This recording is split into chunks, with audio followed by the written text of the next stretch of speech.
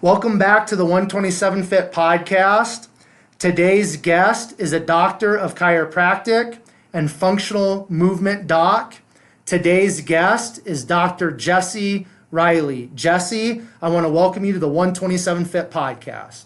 Well, thank you so much, Quentin, for having me. I really appreciate it, and I'm excited to have this conversation. For sure, man. So we're going to just dive right into the first question that I have for you, Jesse, in regards to the warm-up. And that question is, how do you start your day? Do you have like a specific morning routine or ritual that you like to stick to on most mornings? So I'll start by a little aside. Like I had listened to a few of your podcasts with some of your other people. And I always hear this question with you, and I'm like, oh, no. I got to find out a routine right now. There you go. I've experimented multiple times, but to say I've had a consistent routine, like, no. The funniest one probably is I had done meditation for quite a while now. Okay.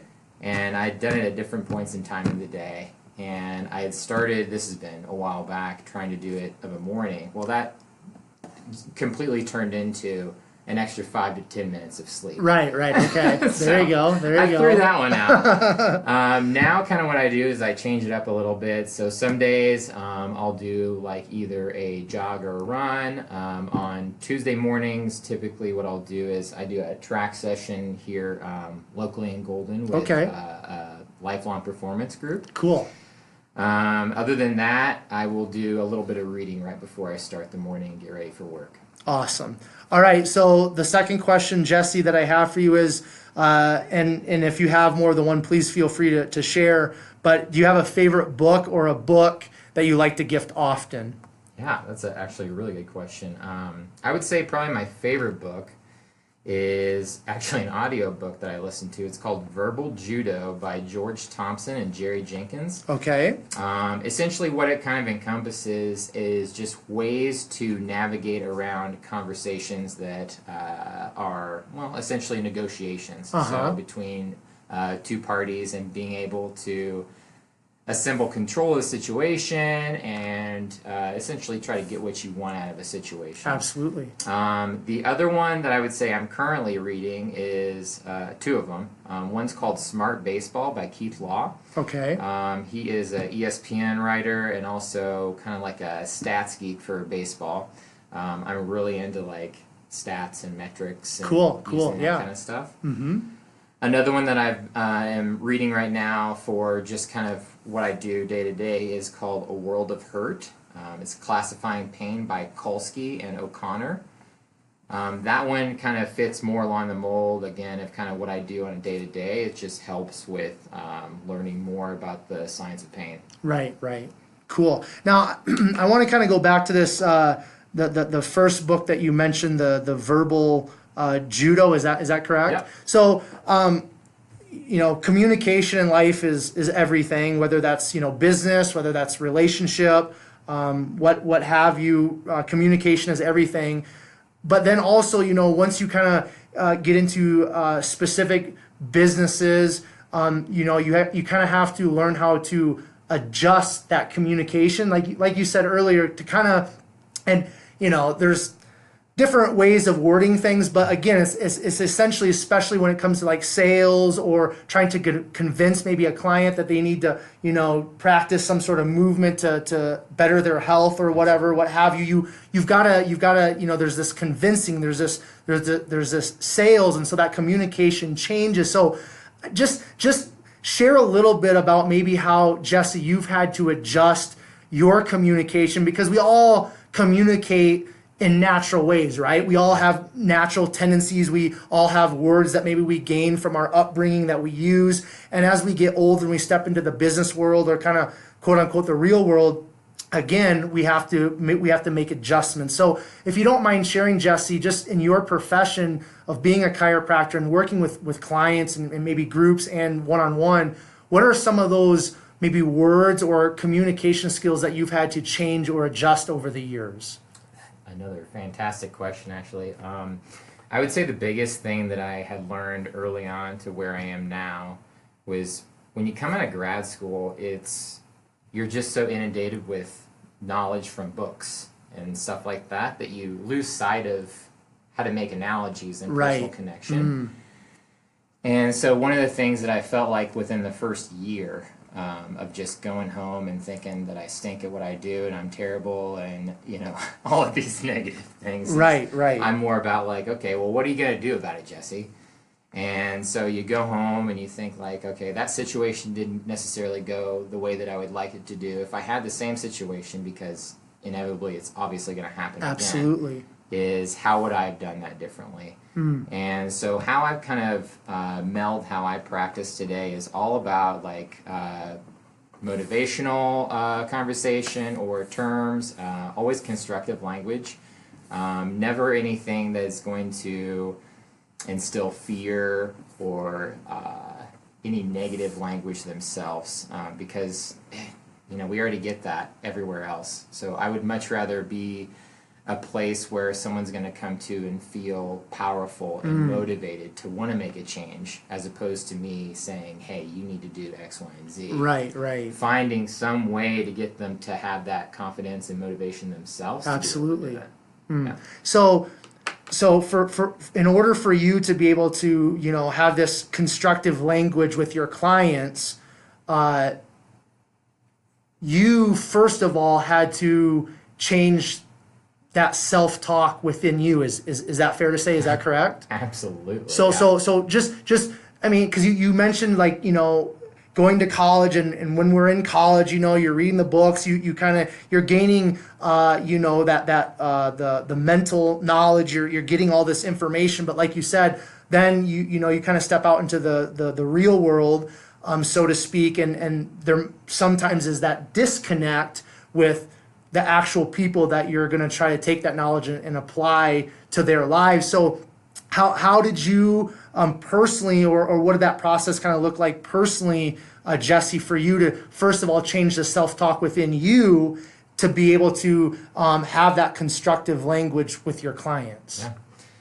I would say, and I know we'll probably get into this here later, but I will say that as a kid, I was always hard on myself in the sense of like, I always felt like I wanted to be the best, you know, in everything. Right, and, yeah.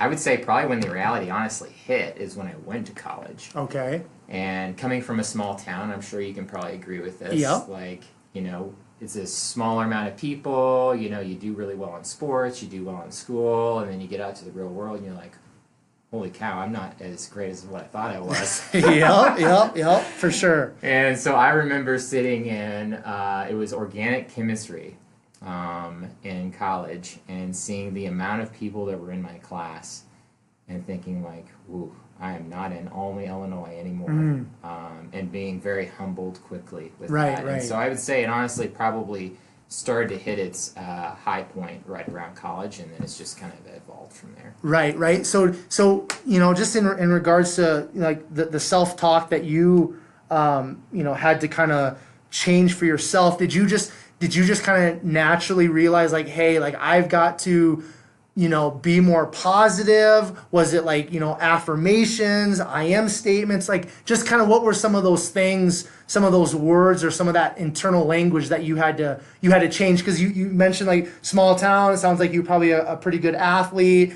you know, things like that, and then you step into college and you're like, hey, you know, there's that humbling that takes place of like, hey, I'm not who I thought I was, and I have to kind of be humble and really dig in here to you know succeed and to go where I want to go and progress. But so was there maybe initially, maybe that first semester, first year of college, some negativity that you really had to overcome? What were some of those words, or what was some of that internal talk that you really had to just again adjust?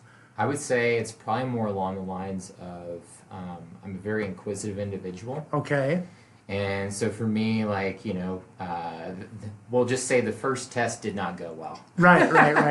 And so from there, it's, okay, well, this is interesting. Like, I felt like I studied and, you know, did X, Y, and Z, but what else are we missing from this equation? So for me, it was more about kind of almost like how science is, trial and error. Right. In terms of finding what best fits for you. As far as words of affirmation and stuff like that, Like maybe to a small degree. Yeah.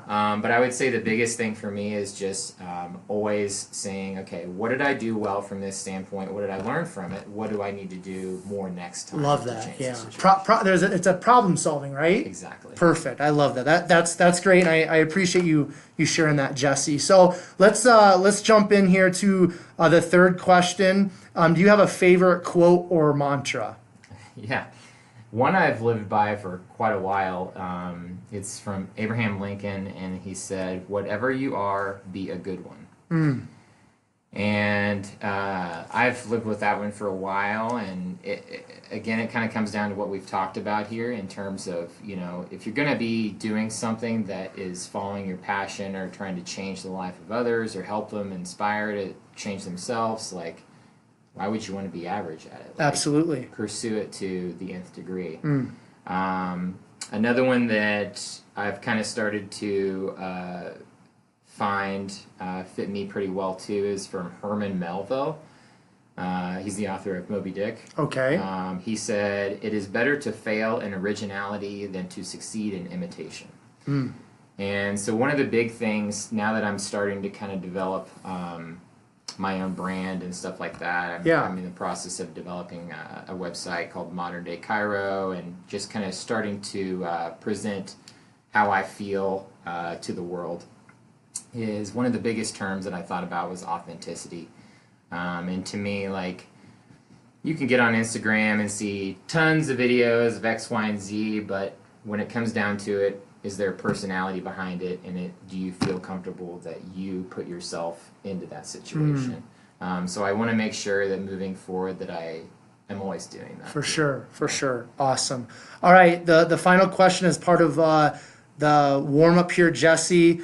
Do you have a favorite or most listened to podcast? And again, if there's more than one, please feel free to share. Two that I listen to quite often. They're both from NPR. One's called Hidden Brain. And the way that I would describe Hidden Brain is it goes over either like psychology or sociology type topics and investigates them to a degree of interviewing professors and people all around, just very cognitive and conscious type topics for that sort of thing. So I'm always interested in like human behavior and why we make the decisions that we do and stuff like that. The other one is by NPR also, and it's more of like a 10 to 15 minute kind of situation. It's called Up First, and it basically just talks about the current topics of the news. Cool. That's usually how I get my news. Yeah, for sure. Yeah. There's a couple others that I listen to here and there. One's called Physio Edge Podcast. It's more built around like PT rehab kind of situation. Okay. There's another one called The Science of Happiness that is more psychology based. It's out of Berkeley. There's one called The Runner Zone that's more based around runners because I see quite a few endurance athletes. For sure, yeah. And then the last one I listened to is called Paul Goff Audio. So he is a PT, but he is more entrenched around like the marketing and business aspect of things. Beautiful. Cool. All right, so Jesse, we're gonna move in the direction of kind of where you grew up. Let's just talk a little bit about kind of your upbringing. You've already kind of talked about, or at least alluded to, sports and things like that, growing up in a smaller town, growing up in Illinois. But so just kind of like, what was the home environment like? Just share a little bit about some of those sports that you were involved with, and just kind of maybe the overall takeaway from those younger years in your life, if you don't mind sharing. Absolutely. So I was actually born in Indiana. It's a town called Vincennes, Indiana. It's about 30 minutes from my hometown. Okay. So my hometown is Olney, Illinois, Olney. And if you guys look us up on Google, you'll see that we are famous for albino squirrels. Really? I can't make this up. So what's is there more albino squirrels there than anywhere else, or what? Explain that a little bit. That's very interesting. So this is a very humbling moment because when I finished up my internship, I moved to Nashville, Tennessee for a few years to start work. Okay. And so I'm talking with one of the clients there, and I'm talking about how we have albino squirrels. And they go, oh yeah, just like in Kentucky, in Bowling Green, Kentucky. And I immediately am like, what? Like, I thought we were the only place that had albino squirrels. Right, yeah. Not so at all. Okay, interesting. But we are very proud of albino squirrels that we have. But what, like, are they just, albino, so they're all white, right? And then they have like what those red eyes, red eyes. Mm-hmm. So are there just like pockets of them? There's in an different abundance of them, yeah. Oh, okay. I actually learned this in undergrad in genetics, that it's not a thing to where you can have two albino squirrels create another albino squirrel. It's actually a genetic thing that kind of mutates to create a certain pocket of them. So wow, interesting. This is honestly why a lot of the albino squirrels that are in Olney, like the population has dramatically decreased. And the town's just like, well, what are we gonna do? We're gonna lose our identity. Wow, man, that's an interesting claim to fame for your hometown there. So, but it was a great hometown. It was cool. It was a very small town, but it was the way that I would kind of say it's a rural area, but we're one of the bigger towns, probably in maybe like a 45-minute radius. Okay. But yeah, I wouldn't have changed it for the world. For sure, yeah. Getting raised there. So, what sports were you involved in? I was one of those people that played sports like all year round. Yep. So in the fall, I kind of my passion was always soccer. Okay. So that sometimes did fall and spring, and sometimes even winter with indoor soccer, but. Soccer, there was a couple years that I did flag football. I played baseball through high school, basketball growing up into like junior high. Okay. Golly, what else? That was about it. I did 1 year in high school. I did soccer and cross country in the same season. Okay. I was about the radius of a beanpole, but yeah, that's cool. So, were the outdoors a big part of your younger years and your upbringing as well? Absolutely. Okay. Huge. Okay. Yes. I can never forget a day where, as a kid, that I was not outside. We lived like kind of right on the outskirts of town, so I always say that I was never a farmer, but I grew up around farms. We were just surrounded by corn or bean fields, whatever season it was, right? Yeah, mm-hmm. You're from Iowa. I'm from Iowa, yeah, yep. I get it. I get it for sure. And so I was always out there either kicking the soccer ball around or maybe hitting a golf club in our yard or shooting hoops, riding the bike. We had like an industrial park that wasn't too far from us, so I'd go and ride my bike through there and all kinds of stuff, but constantly outside. Yeah, and so do you feel like, Jesse, that exposure of the outdoors and just being able to play outside, did that and has that had a major impact on who you are today? 100,000,000%. Cool. And honestly, one of the reasons why I moved here in Denver area is just the weather. I think we were talking about before we even started the podcast, like 200 some odd days of sunshine. Right, like right, you cannot beat that. For sure. There's just so much varying terrain that you can be involved in here, whether it's running in the city or doing a trail run or skiing or mountain biking or all kinds of crazy stuff here. And I just love being outside. That is my happy place. Absolutely. For sure. And yeah, love it. Cool. So, if there was, just looking back, on your earlier years and your upbringing, Jesse, if there was maybe like one takeaway from those earlier years that has really positively impacted you throughout your entire life up to this point, what would that takeaway be, or what would be maybe a situation or a circumstance, something just from those earlier years that's really benefited you and again positively impacted you up to this point? I would say from a health standpoint, like physically speaking, probably what we just talked about. Being outside and always being involved with activity. Right. On the playground and sports and all kinds of stuff like that. From a mental and emotional standpoint, I would honestly say like my parents, I couldn't have picked better parents. Right.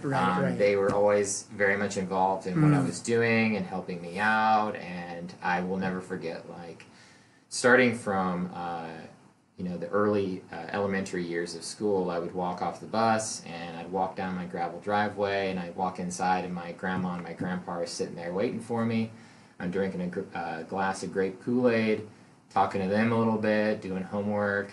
And then after a while, further into like school, my parents, if they ever could help me with school, right? Obviously, sometimes it goes beyond. Yeah, no, they are always same situation on my end too. Yeah, but cool. Would never take back that for anything. It's definitely something that I feel shaped me to a large degree of who I am today. Cool. Now, I didn't ask this earlier, but are you an only child, or did you have siblings as well? I was actually an only child. Okay, so don't hold it against me, Quentin. No, I won't. I think you're the third guest that's been an only child. So it's all good though. So cool. All right, so let's start talking a little bit about post high school. Jesse, where did you go to college? What did you study? And then we'll just kind of continue to progress from there. Absolutely. So the first 2 years that I did of college, I did at a junior college locally. It was called Only Central College. And then I got my associates there in pre-med, and then ended up finishing pre-med at a mid-major school called Southern Illinois University of Edwardsville. Okay. It's about 30 minutes outside of St. Louis on the Illinois side. Okay, cool. So finished up there, and I ended up getting minor in psychology, and I think that's honestly why I'm just so intrigued about like the hidden brain and all that psychology type based stuff. For sure. Cool. So what was kind of the impetus behind you pursuing that degree? Was there something kind of from your upbringing? Was there something that you saw on TV or read? What was kind of again that impetus or kind of that kickstart to get you interested even in studying what you studied in college? I would say in terms of just being in the health field in general, it was probably my mom. She was a registered nurse, and she would always come home and talk about her day and how things went, and that always intrigued me. And just being like walking there and hanging out with her in the hospital, that was always like a cool thing for me to do. Yeah, for sure. Aside from that, honestly, when I love telling this story. Because the first day of chiropractic school, we're going around the room and we're talking about, hey, what made you want to become a chiropractor? Yeah. And so I'm obviously going to embellish a little bit of like what the other people were saying, but it was like, I couldn't walk, and then I got adjusted and I could walk again, and all these miraculous type stories. For sure. Yeah. And then they get to me and I'm like, well, I did pre-med and wasn't quite sure what I wanted to do. I didn't think I wanted to be a medical doctor, but I knew I wanted to do something that was like active and moving and interacting with people quite a bit. So I ended up doing a master's of sports rehab and exercise science. And while I was doing that, I was trying to waver between PT and chiropractic. And at the time, PT, it's actually changed now. PT had to have a script from a doctor to be seen, or for a PT, or a patient had to be seen by PT. And chiropractor, it's what we call portal of entry, so you can just come in, no script, no problem. Right. Kind of thing. Okay. And so that was kind of essentially what I based my decision on. There's a lot more freedom involved at the time when I made that decision. And I mean, talk about letting the air out of the room. Right. The intensity was gone. I'm like, all right, so now I'm the weird kid in class. But hey, you know what, man? It's okay to be weird, because we're all weird in our own way. So that's all right. But that's the cool thing though too. Even just with all the amazing, beautiful people that have been on my podcast, is like some people have this wild and crazy, I was on drugs and this and that story, and then other people it's just more just quote unquote normal or typical, a little bit more common what we probably hear, especially in the areas we grew up in the Midwest and stuff. But that's the beautiful thing, with the podcast and just, the power in us as human beings, Jesse, sharing our story is that, yes, some people have had maybe a more quote unquote radical story. Some have had a more normal story, but as we verbalize our story, other people can relate. Absolutely. And that is where the power is in us, speaking our story and sharing our story, because whatever we think about our story, other people may interpret that different or can relate on some level. And that's where the impact happens. You know what I mean? So whatever our story is important. And our story, if we share it, can positively impact the world, Absolutely. So that's cool, and that's part of your story. And everybody else maybe had a more miraculous experience and why they got into chiropractic, and yours is maybe a little bit just more mellow and chill, and that's cool though, man. That's beautiful. So all right, so you mentioned you got a master's degree in sports rehab. You got into exercise science. So was going to chiropractic school, did that all happen after you completed your undergraduate and your master's in sports rehab? Did the chiropractic thing happen after all of that education already happened? Yes. Okay. So, Okay. Basically, kind of how it happened is I did undergrad, got my bachelor's, and then did master's sports rehab. And then at the time, like I said, I was trying to decide between PT or chiropractic school. And then at the school that I went to, I was able to finish the master's and the doctorate at the same time. Okay, cool. So it kind of, right around the end, both of them needed like a preceptorship to some degree, or internship. Okay. And so I was able to kind of fulfill both at the same time. You just had to do it for a little bit longer, obviously. For sure. But kind of was able to finish all that, and it ended up taking, I think, in total 10 years, I think, for all of that to Wow. begin with. Yeah. Okay. So in that 10 years, of getting your education and stuff, and once you actually got into chiropractic school, was it what you thought it was going to be, or was there maybe kind of that mindset of like, hey, you know what, this isn't maybe exactly what I thought it was going to be, but this is the direction I'm going to go, and I'm just going to keep going. Where were you at within kind of that schooling of chiropractic? I'm so glad you asked that question, seriously. So to me, I would say within the first trimester, because chiropractic can come from different directions of thought or For philosophy. Sure. Yep. And so mine kind of fits more of what we consider an evidence-based model. Okay.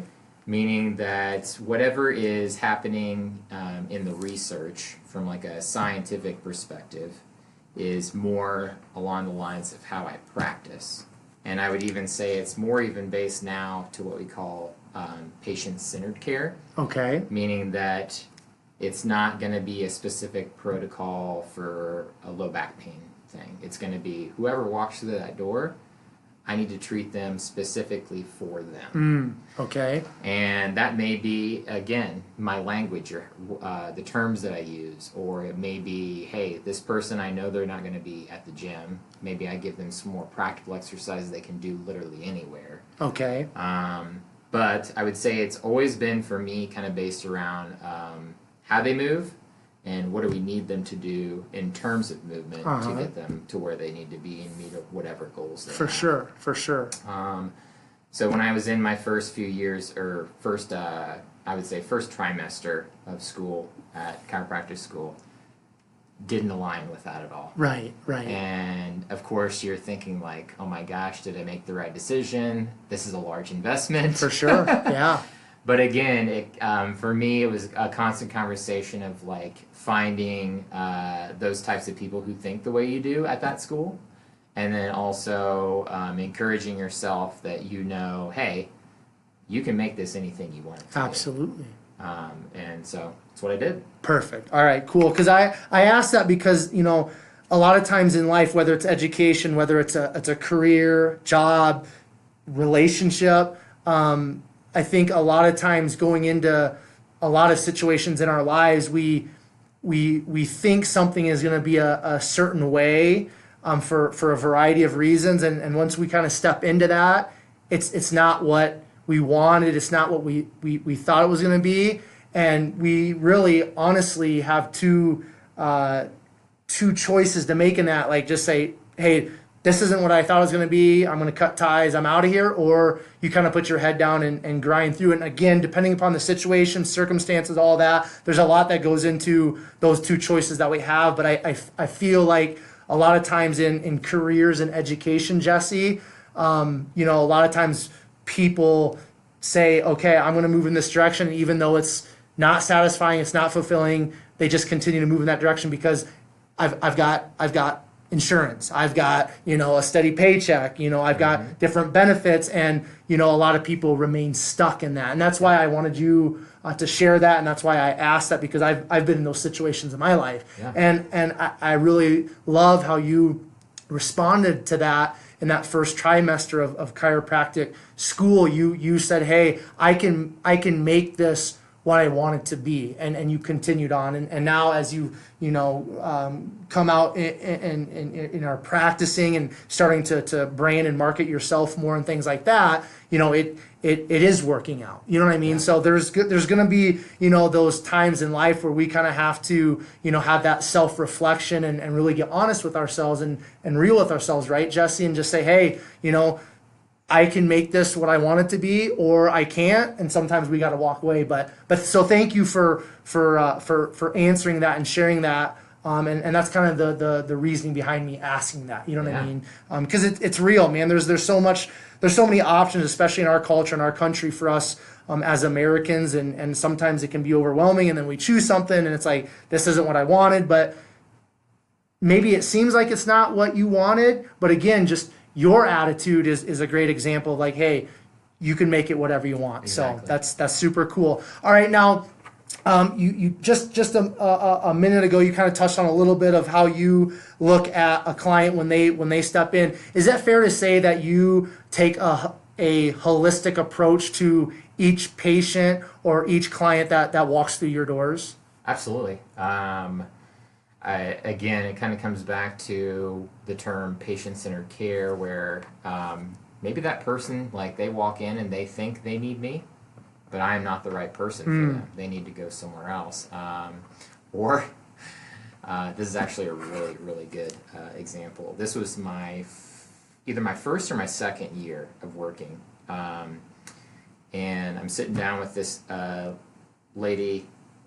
She's mom. She's got her son who's in, I think, junior high or high school, and her husband, and she has an English accent, and we're in suburbs of Nashville, Tennessee. And I could tell she was having, she was telling me she was having very intense low back pain, but I could also tell that she was just very high-strung, very irritable, that sort of thing. And so I'm just doing history with her, and I paused for a second, and I'm like, is everything okay? I just want to make sure that I'm covering everything that we need to here, because you seem just very stressed out right now. Yeah.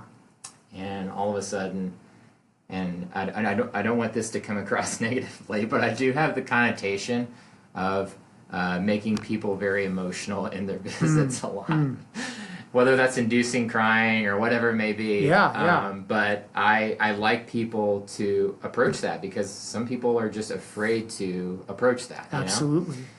And so she starts talking about how she felt like she was forced to move to that area and didn't really get a decision to make and those sorts of things, and that was kind of stressing her out. And Quentin, I'm not even lying to you one bit here when I say, I told her I would like you to lay down on the table, bend your knees, and I want you just to focus on meditating and belly breathing for 5-10 minutes. I'm going to step out of the room.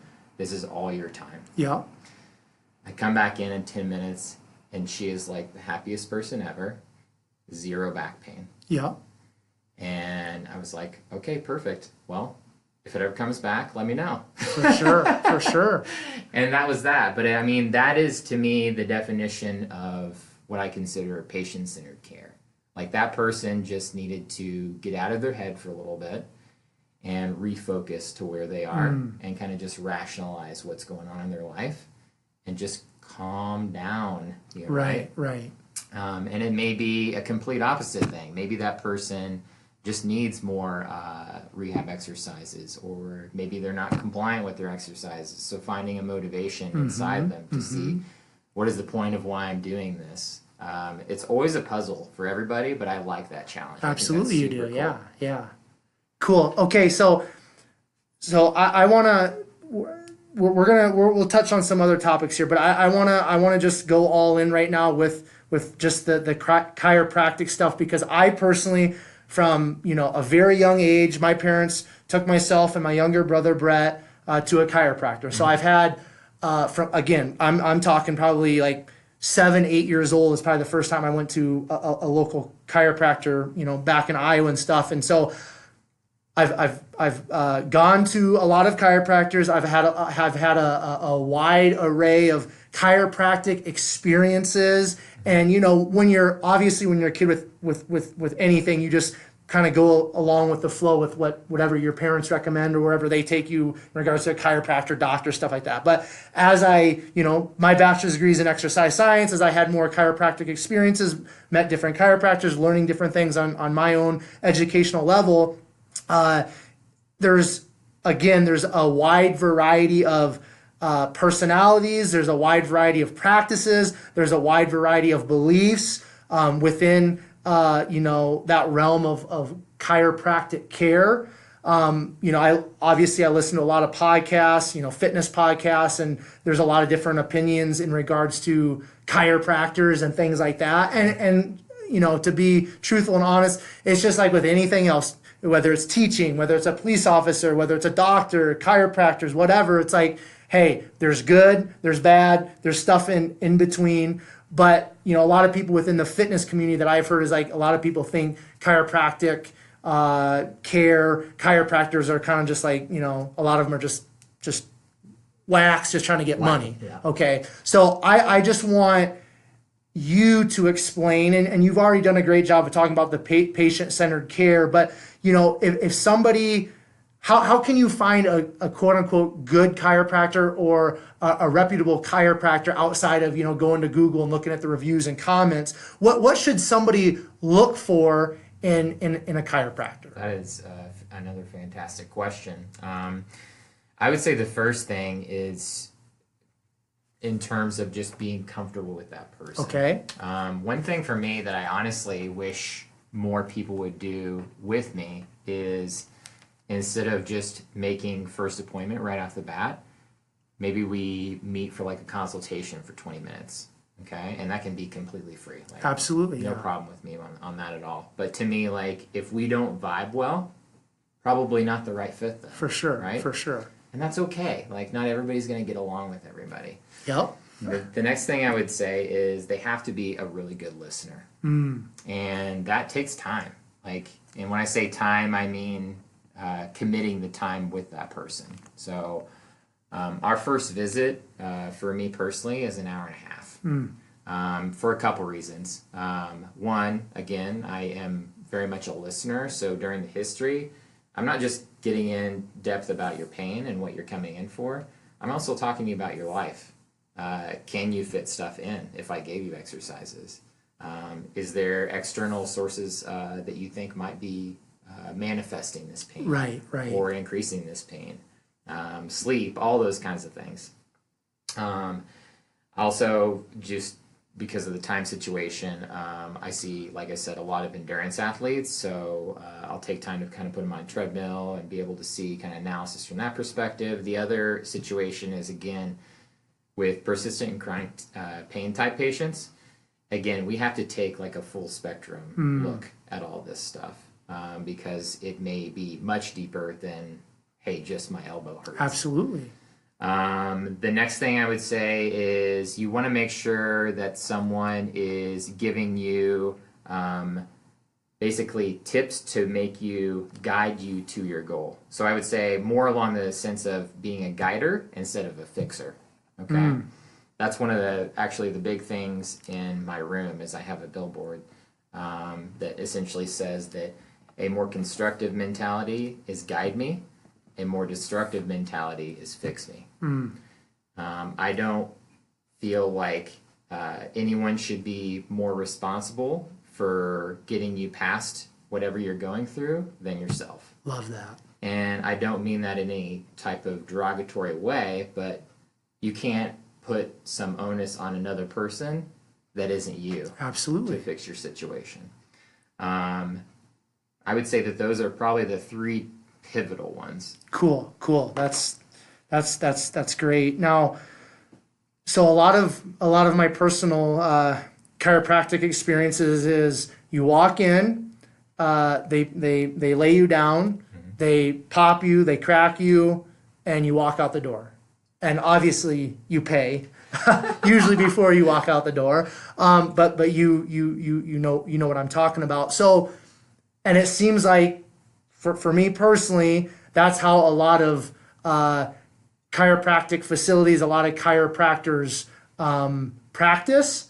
So what is, and that sounds like from what you were just sharing about in regards to, looking for a good chiropractor or the right chiropractor, be a guider instead of a fixer. It sounds like kind of those you walk in, crack, pop, and walk out. That's more of that fixer philosophy as opposed to the guider. So is there a place for the walk in, crack, pop, walk out, or are you adamantly opposed to that type of practice? That's a great question. I would say that if you would have asked me straight out of grad school, I would have told you opposed. Okay. And it's just because, the fire burning Absolutely. inside you, right? Yep, I gotcha. Yep. But I mean, as you gain more awareness and comfortability with what you do and confidence and just the way of the world, like, if that person wants that, then go there, go do that. That's Love fine. That. Yep. I mean, I'm not going to be angry about it. Right. Why should I be angry about it? For sure. Yeah.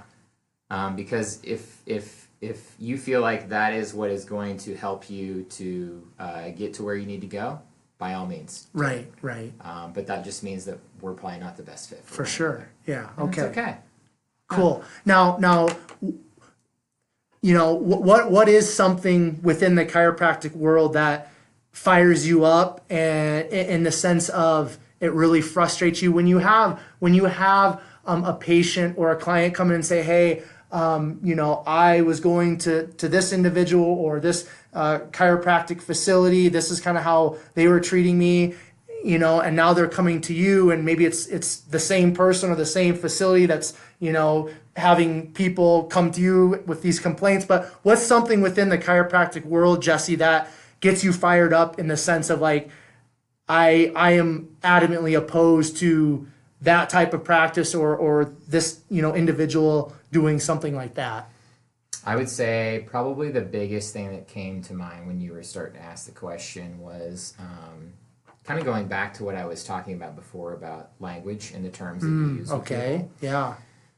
I know from other experiences that people have told me that, the way that you were describing your visits that you've had before, did you get an x-ray done? I've had chiropractors. Yes, there one time I did get x-rays done, yes.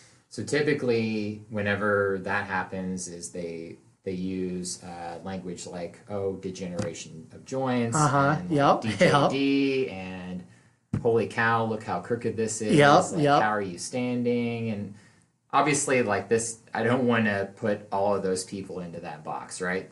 But I will say that using those types of terms, like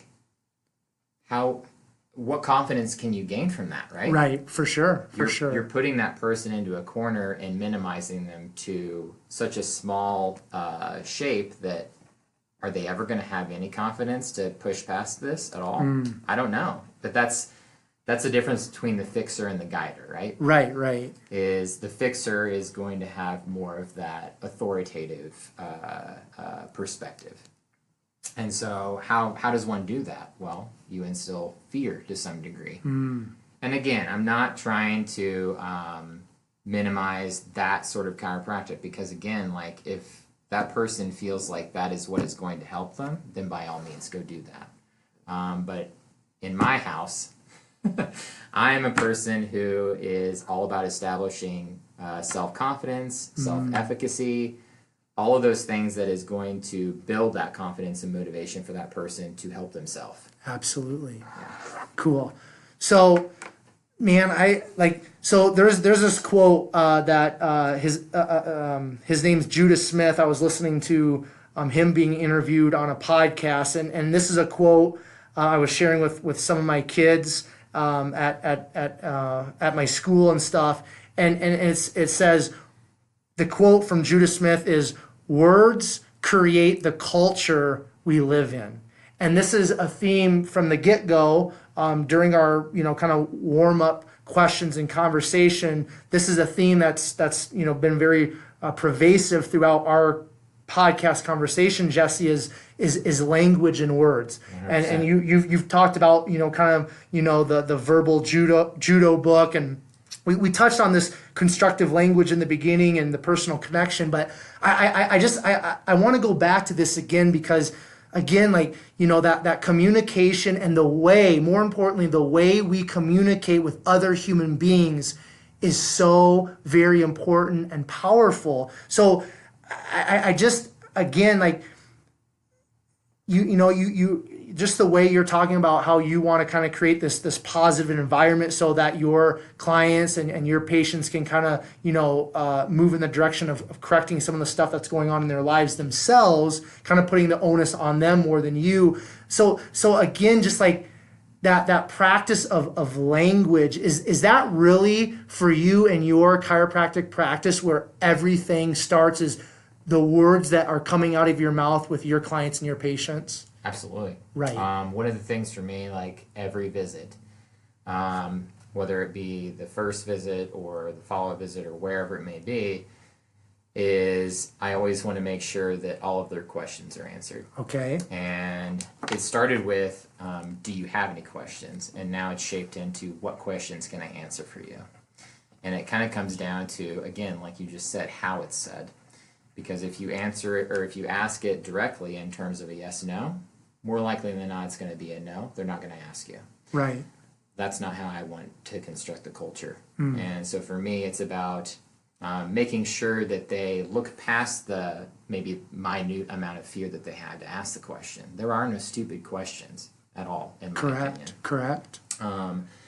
So another thing that I typically do with a follow-up visit is, we'll obviously get the update, see how things are going, and then I will construct like, hey, we're going to do X, Y, and Z today. Is there anything you want to cover or want to ask before we do any of that?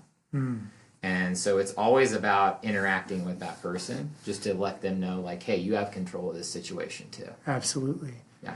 So this language that you practice and bring about within your chiropractic care, how has this language benefited you just in your personal life and your personal relationships?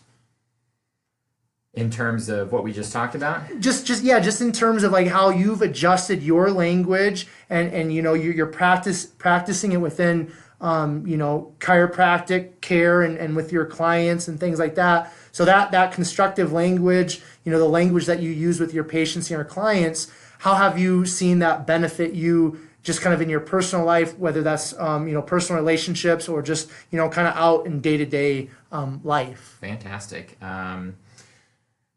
I would say, if we just think about society within the past few years, we have become way more aware of the terms we use and the tone we use and stuff like that from like a public perspective, right? And so with depression becoming more publicly aware, and anxiety and those sorts of things, like I feel people are starting to shape a little bit of how I'm talking about. How I personally do that in my life is, absolutely. I have a wife. I love her to death. And I make sure that in terms of how I talk to her, and if I'm asking her to do something, that it's fitting. It's fitting in a way that it's positive and more inquisitive about her life and stuff like that. I would say in terms of personal conversation, I have something that I'll talk about a little bit more later on, but I'm always the guy at the dinner table that I feel like that is less about talking dinner table talk and more about asking personal questions, kind of like what you're asking me right now. Yep. And I feel like a lot of that is due to how I practice on a day-to-day basis. Cool. All right, great. Now, you mentioned earlier one of the three things that you said in regards to finding the right chiropractor or quote unquote, again, good chiropractor, however you want to word that. One of the things you said is they should be a listener. So from my own personal life, I've had to really focus on being a better listener because I come from a very talkative, a very loud, overbearing, overriding in conversation family.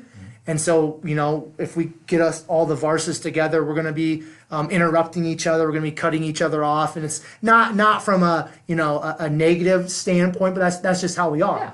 But as I've grown up and stepped into adulthood and becoming a man and all that, and trying to be the best version of myself, I realized that that being overbearing in a conversation, especially like a personal conversation, one-on-one, and cutting people off and things like that brings negativity into that conversation or into that relationship. That brings not only that negativity, but it doesn't really make that other person in the conversation or that situation feel good. So I've really had to focus on being a better listener so that I can ask better questions and what I feel like are the best questions. So I just want you to expound a little bit more, Jesse, on the value and the importance of being not just a good listener, but a great listener, and what is the benefit of being a great listener? I think it honestly just comes down to this, is that everybody wants to feel like they're heard. Yes, yep. Amen, yep. And I'm going to flip it back to you, actually, because one of the things you said is you grew up in an environment where that just wasn't a productive environment for you to be in to have that trait, right? Correct, 100%. But you are socially and consciously aware enough to know, like, hey, like, okay, like this is how I grew up. I'm okay with that. You probably wouldn't change it for the world, would you? No, absolutely. No. Great family. But you have learned enough from that situation and growing into who you are today to be able to be better at something that you weren't right. Otherwise before, right? Which I think is awesome. So good for you, man. Well, no, I appreciate that. And my learning that was from being in situations where I wanted to share something with somebody, or I was having a conversation and they would cut me off. And I'm like, just in your mind, internally, you're like, dude, this sucks. Like, this person, whether their heart was in the place of being negative or rude or demeaning, whatever, whether their heart was in that place or not, those actions portray that or express that to me in that situation. And, being in those situations over and over again, and me being myself like that, I probably attracted those type of people or those type of conversations. I realized, like, man, I don't like that. And so, this all ties into you with your patients and your clients, trying to get them to just kind of like take ownership for their lives and for some of the things that they're going through. All of us as human beings, Jesse, if you want to grow and mature and become the best version of yourself and fulfill your destiny, we have to take ownership of ourselves. Yeah. I have to take ownership of my thoughts, the words that are coming out of my mouth, my actions. Like, it's me. It's on me, man. Like, it's not you're not controlling me. I'm not controlling you. Like, I can't, it's on Quentin. It's on Jesse. It's on your patients, your clients. It's on, my students, what have you. So honestly, my learning that I want to be a better listener and a great listener so that I can ask better and great questions comes from me being in those situations where somebody was cutting me off and I'm trying to share my story or my point of view. And I was like, this sucks. So that's kind of where that came from. But yeah, I really appreciate that you have, come to that point of like, hey, listening is very powerful. Huge. Words are powerful. Speaking is powerful. We need to share our stories. We need to speak our truth and share the knowledge that we have and the experiences and all that. But I believe all of that is birthed, again through listening. So thank you for being an individual that has come to that realization that listening is very important, it's vital, and it's powerful, because again, it goes back to what you said. People simply, especially in our culture with social media and just all the chaos and the craziness and the fast-pacedness that we live in, people simply, at the end of the day, they just want to be heard. And you and the great example you gave earlier, Jesse, was the lady that comes in and she's having this back pain. You're like, hey, I feel like there's more going on, and she kind of unloads on you in regards to not wanting to be wherever she was living at, all this stuff, and that came to be, and you were able to help her, in a very powerful way because you listened to her. You listen to her. So thank you for being a great listener and putting that into your practice and taking that holistic approach. So I want to touch on a couple more things. I came to your guys' website and, just doing a little bit of studying on you and just kind of like some of your guys' philosophies and approaches and some of the other practices that you practice within the facility. And some of the things that I saw that you guys have the Graston technique, ART, there's dry needling. I saw something called functional dry needling. So let's just start with the Graston technique, and then ART, and then the dry needling. Kind of explain a little bit what those are and why you guys use those within the chiropractic practice. That's a great question. And the way that I'm actually going to take it from an approach where it kind of encompasses the explanation for all of them. For sure. Absolutely. And then we'll get into specific Beautiful. The difference. Love that. So for me, the way that I explain it to people in terms of Graston, ART, functional dry needling, cupping, taping, all those sorts of things, it kind of comes down to the nervous system and the brain. So the nerves and the brain are constantly having a conversation back and forth. It's like a checks and balances system. And so an area in pain, those nerves typically are going to be a little bit more alert. I often refer to it as like an alarm system. And so what we're trying to do with the Graston, the ART, the dry needling, whatever it may be, is we're trying to minimize that conversation so much. Okay. In a way, I'm trying to get those nerves to calm down, so that allows us to move into a barrier where maybe we can have a higher load, so like more weight or maybe a deeper squat, or something like that, to be able to load that joint, make it have a higher capacity, be able to tolerate more load, quote unquote. So that's in essence the way that all of those work. The way that I explain it in a little bit more quicker terms is everybody's done this. Have you ever lifted your head and hit your head on like something, right? Yep. Well, what do? Ouch. When we rub it, right? Right, yep. Well, why we do this, we innately rub that area because our sense of touch actually travels to our brain faster than pain from the same area. And so when we're rubbing it, we're essentially interrupting that signal that's being sent to our brain that's saying, hey, you need to send pain to that area. And so when we rub it, we're actually reducing the amount of pain input that's being processed. So with the Graston, with the ART, and the functional dry needling, the cupping, the taping, all of that. Yeah. In essence, that's what we're trying to do. We're just interrupting that signal. So it allows us to maybe get a little bit more progress with where we're at. The Graston in itself is a tool or multiple tools that we can use. They explain it a little bit differently, so if you would like to know their explanation, you can absolutely go to their website and check it out. But we use like a metal or some type of metal tool in that area to quote unquote like scrape that area while they're trying to do some movement. Again, to try to get them past a movement barrier. I think about it in the way like, I'm sure maybe we've woken up one time, we didn't sleep well, and our neck can't turn all the way, right? Yeah. Pretty common, happens all the time. Using that, it allows us to kind of get past that movement barrier where we were previously like inhibited at, where we would stop. With ART, it's going to be more of a what we call a manual therapy technique.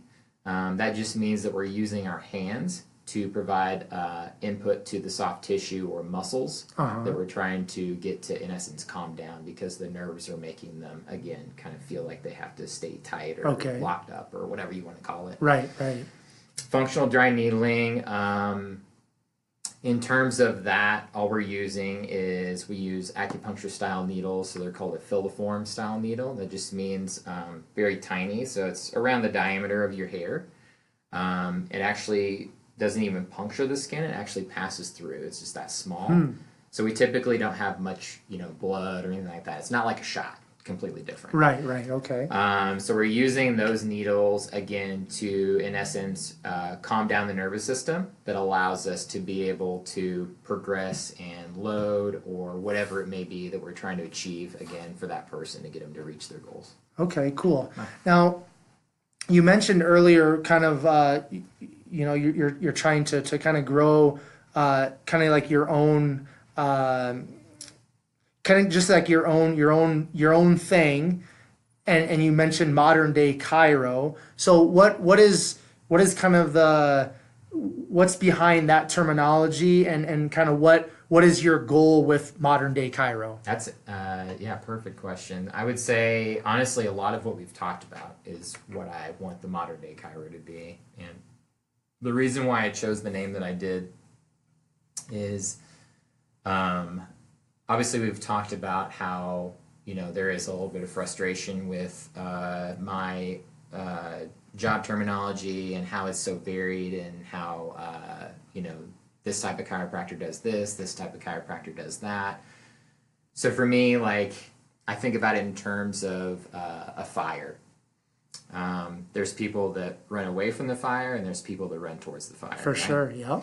And so for me, when I chose the Modern Day Chiro, I thought, you know what, I'm going to embrace this. Like, I'm going to run towards that fire, because I want to create, again, more awareness and more enlightenment towards the type of chiropractic that I do, and how I feel like that can help the modern world.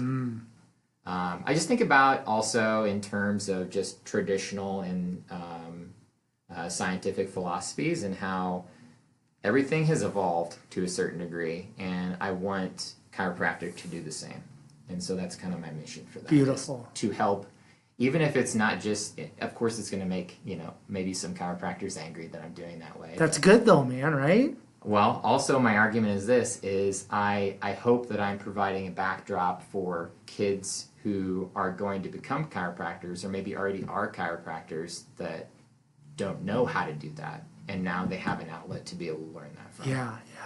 Dude, you know what? If everybody likes you, there's something wrong, man. You know what I mean? Seriously, like if you look at people that were world changers, game changers throughout all of human history, not everybody liked them. Exactly. A lot of them were killed because of right? Yeah. Because of their beliefs, because of their actions, like that's just the reality of it. If you're, gonna go against the quote unquote norm and against what we're quote unquote again supposed to do and be and all that, dude, like there's gonna be resistance. So good on you, Jesse. Yeah, thank you. It's awesome, man. It's good.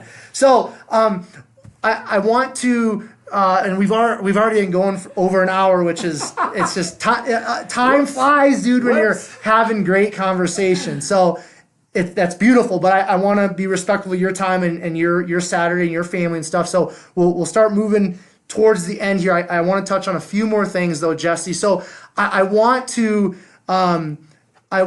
get kind of your viewpoint on limiting beliefs and limiting factors within human beings, because that's some terminology. You kind of get into the health, fitness, wellness world. You're really starting to learn and hear more about these limiting beliefs, these limiting factors. You're starting to hear that terminology more, and it's something that I am, learning a lot more about and starting to get very passionate about. And I believe this is really going to tie into a lot of what you've already shared about, the language and your holistic approach to your clients and patients and just kind of the environment that you want to create. So from your perspective and just kind of your viewpoint, how do limiting beliefs and factors play into and tie into human beings and the pain and the suffering that some of us are enduring or experiencing?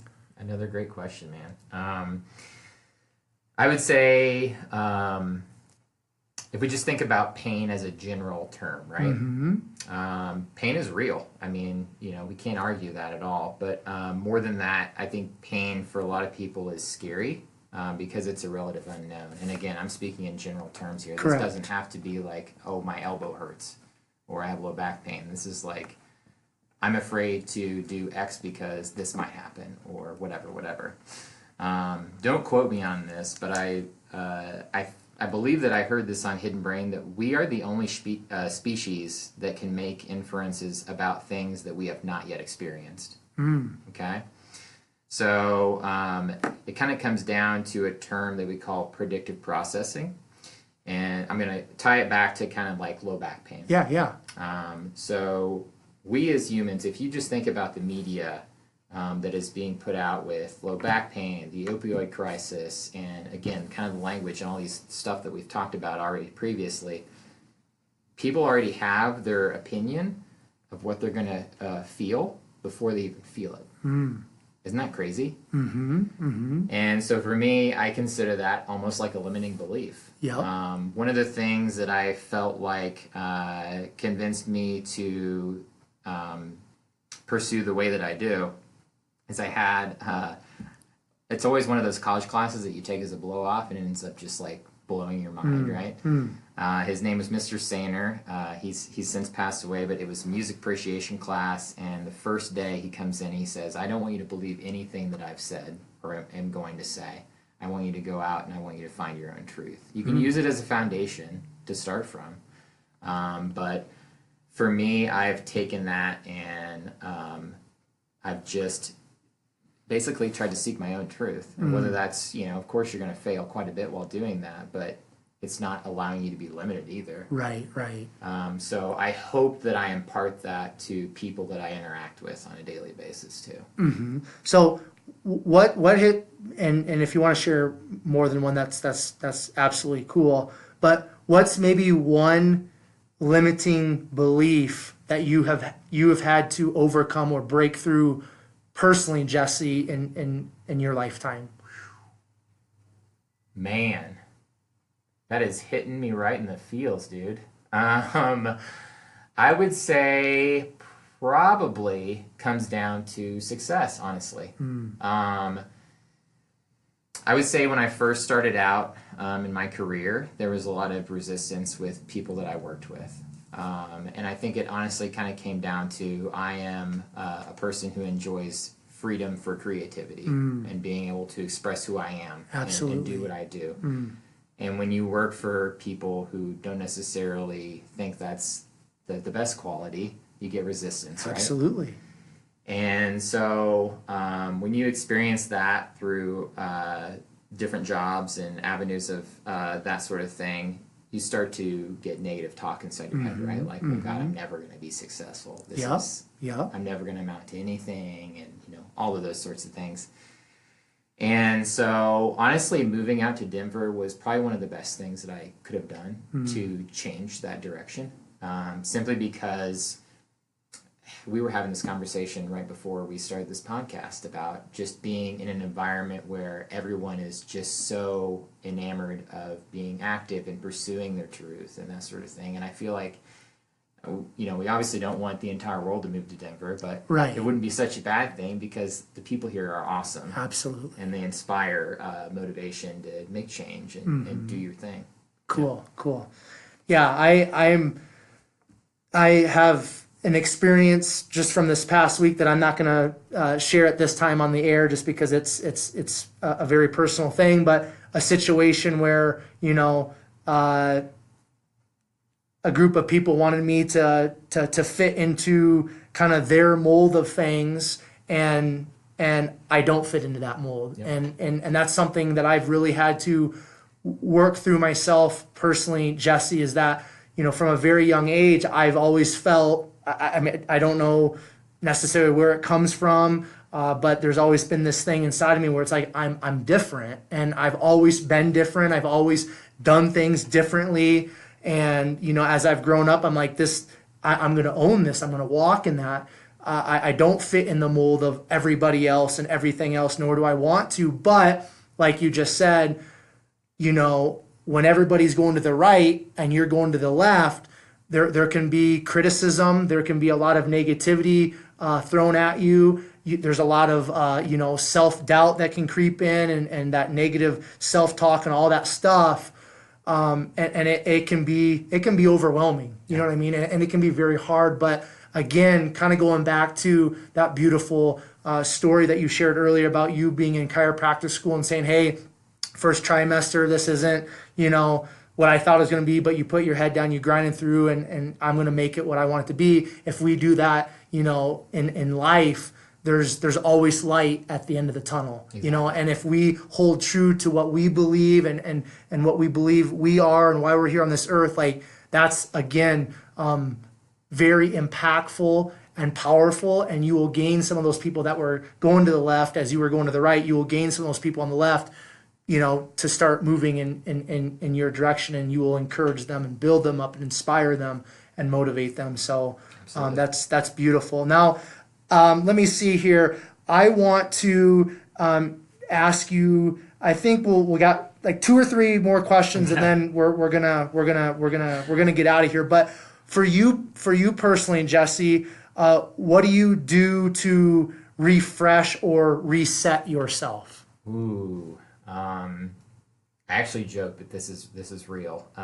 If I don't get to either be outside or exercise to some capacity at least 3 to 4 times a week, I am probably not the best person to be around. Yep, I'm right with you, man.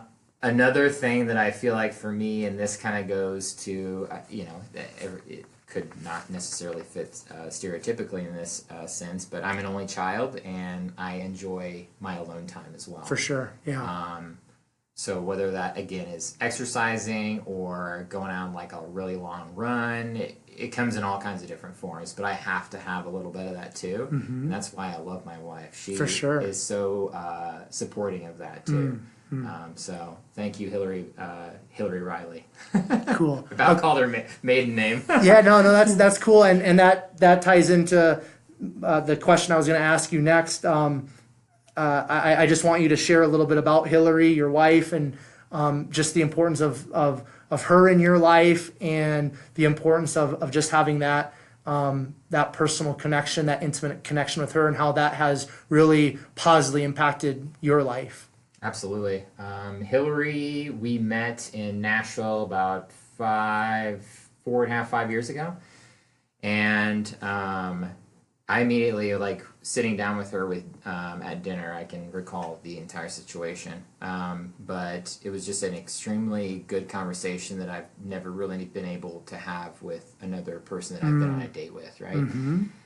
And she is one of my biggest fans, one of my biggest supporters, and she's extremely, like I said, understanding of me. And I will say that I'm probably not one of the easiest people to hang around, especially for an entire life. Right. And I think it kind of just comes down to, like, you and I feel like we're both very passionately driven people, and again, we like our freedom to create and those sorts of things, and we have to surround ourselves with those people.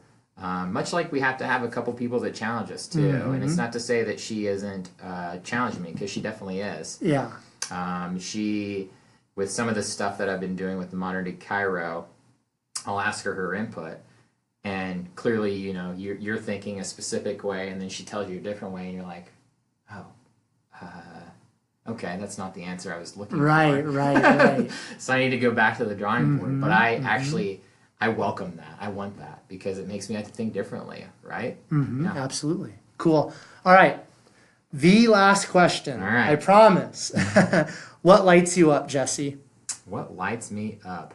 Honestly, I think what lights me up the most is seeing and helping people get to wherever they need to go, in whatever capacity that is. Like I said, it's either, just letting them know that they're being heard or helping them guide them along their way, but making them pursue something that scares them a little bit just really lights me up. Cool. Super motivating.